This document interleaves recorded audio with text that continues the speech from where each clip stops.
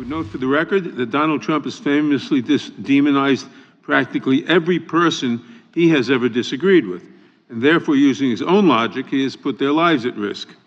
I should know Donald Trump continuously puts my life in danger. About 2 weeks ago, when I announced my decision not to seek re-election, many people on both sides of the aisle, including the chairman, offered me well wishes and thanked me for my service. Donald Trump, on the other hand, took to Truth Social to call me a, quote, psychopathic nut job, among other things. Yesterday, I received a threatening note filled with anti-Semitic comments and hateful attacks that mimicked some of the same language used by the president. I am sure many of us on this committee face similar threats every day. Welcome back. Subscribe if you are news. A heated exchange on Capitol Hill today underscored how fraught the relationship between Congress and the nation's top law enforcement officials has become. At a House hearing marked by sharp accusations and forceful denials, Representative Jerrold Nadler charged that rhetoric from former President Donald Trump, and others aligned with him, had put members of Congress and others in real danger by inciting threats and political violence. Nadler pointed to a stream of anti-Semitic letters and violent social media posts directed at lawmakers as evidence. Across the table, FBI Director Kash Patel rejected the premise that the Bureau was being weaponized for partisan ends, defended the agency's neutrality, and insisted the FBI remained committed to protecting the public and enforcing the law. The confrontation highlighted deep partisan distrust of federal institutions and renewed questions about how political speech, threats, and public safety intersect in the current political climate. Nadler's remarks came during a hearing focused broadly on domestic threats and the FBI's handling of politically sensitive investigations. The New York Democrat recounted examples, including anti-Semitic letters and aggressive online harassment, and connected them directly to public rhetoric he described as incendiary. He told the committee that the cumulative effect of repeated heated language and public attacks had reached the point where it endangered members of Congress and their staffs. Nadler pressed the Bureau to explain what steps it was taking to protect targets of politically motivated harassment and whether the Bureau was doing enough to investigate and deter threats. Director Patel's testimony was combative. He repeatedly denied that the FBI had become partisan or that it was being used to shield political allies or punish critics. Patel emphasized that the Bureau's decisions were driven by law enforcement criteria, not political considerations, and he pushed back strongly against suggestions that agency actions, including recent personnel moves and investigative choices, had been politically motivated. In the course of the exchange, Patel stressed the FBI's mission to be neutral in its investigations and to safeguard free speech while also enforcing laws against threats and violence. One striking moment came when Representative Nadler accused former President Trump directly of putting lives at risk through rhetoric that, in Nadler's view, had helped fuel a wave of threats. The exchange was emotionally charged. Nadler invoked the human cost of harassment and the fear expressed by congressional staffers receiving threatening mail and online abuse. Republicans on the committee, meanwhile, framed the line of questioning as part of a broader attempt to delegitimize the Bureau and to tie it to partisan objectives. The scene underscored how congressional oversight itself has become a theater of partisan messaging, with both sides using testimony to buttress political narratives. Patel's responses did not sit well with many Democrats on the panel, who noted a pattern of firings, personnel changes, and public statements that they said suggested political interference in the agency. Patel rejected those accusations and defended his staff and management decisions as necessary reforms. He also answered specific questions about how the FBI tracks threats and protects targets, noting steps the Bureau has taken, including the creation of units dedicated to threats against officials and to monitoring violent extremists, while at the same time cautioning about the limits of what law enforcement can do when confronted with broad political speech. For viewers trying to sort fact from spin, 3 key realities stand out. First, the FBI has a legal and constitutional obligation to investigate credible threats of violence and to protect life and property. Second, the threshold between protected political speech and criminal threats is legally specific but often politically contested, what some call rhetoric, others see as a call to action. And third, political polarization has amplified the stakes of oversight hearings. Congress's efforts to hold the FBI accountable are now inseparable from broader partisan battles over who controls or influences federal institutions. Context matters. The United States has seen a noticeable uptick in both politically motivated harassment and violent acts in recent years, with law enforcement and intelligence agencies warning about a range of domestic extremist threats. Social media platforms have become a persistent staging ground for threats and harassment, enabling messages to spread quickly and sometimes inspiring offline violence.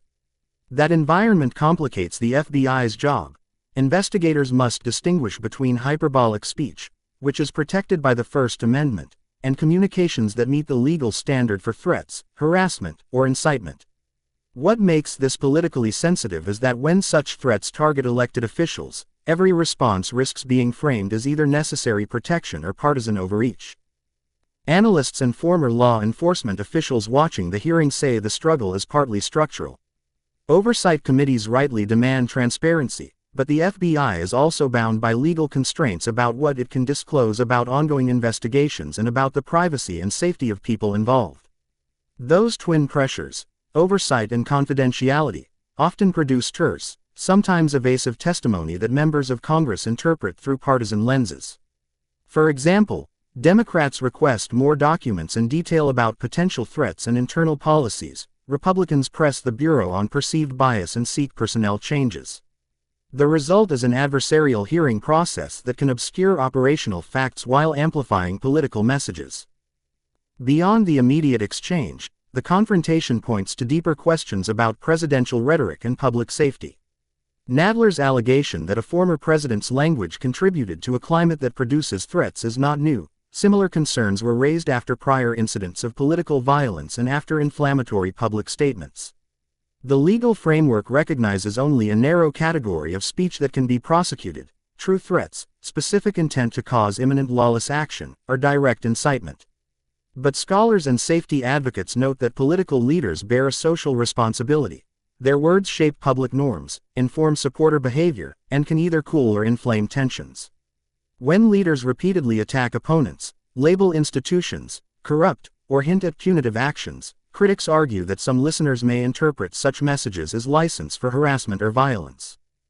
Republican supporters of Patel say that the director's posture is necessary to restore confidence in the FBI among conservative Americans who felt targeted by prior investigations. They point to the FBI's need to enforce laws uniformly and without political motives, and they laud Patel's emphasis on neutral law enforcement criteria. Democrats counter that the pattern of personnel changes and public messaging under Patel's leadership has created an appearance of politicization that undermines the Bureau's credibility. That partisan split is reflected not just in committee rhetoric, but in public polling and broader debates about civil service independence. What does this mean for Congress's oversight function? In the short term, expect continued hearings, document demands, and political theater. Committees will press for memos, internal correspondence, and policies that clarify when and how the FBI responds to threats against officials and how it balances free speech protections with public safety. In many cases, however, the public's impression will be shaped less by the policy content of those documents and more by how the parties frame the findings, proof either that the FBI is being weaponized or that it was previously out of control and needs reform. That dynamic erodes the possibility of bipartisan policy fixes and instead makes reforms contingent on which party controls the levers of power. There are practical policy options that could reduce friction. One is clearer: public guidance from the Justice Department and the FBI about how threats against public servants are assessed and prioritized, without jeopardizing investigations. Another is improved cooperation with social media companies to escalate credible threats while protecting legitimate speech. A third measure would be independent, bipartisan review of contentious personnel actions to ensure they rest on documented performance issues rather than political loyalty. Each of these measures would require political will and cross-party trust that, at present, is in short supply. The stakes are not merely institutional. When the public begins to distrust the impartiality of institutions charged with public safety, the consequences ripple outward. Fewer people cooperate with investigations, law enforcement morale falls, and the rule of law can seem like another tool in a partisan toolbox. Conversely, ignoring real threats because of fear of appearing partisan would also carry social costs. The ideal, rare in practice, is an FBI that is operationally independent, transparent where possible, and rigorous about protecting both civil liberties and lives. Achieving that balance will require leaders on both sides of the aisle to make choices that sometimes run counter to short-term political advantage. Finally, there is a human element to today's confrontation. Lawmakers and their staffs live with the stress of harassment and periodic threats.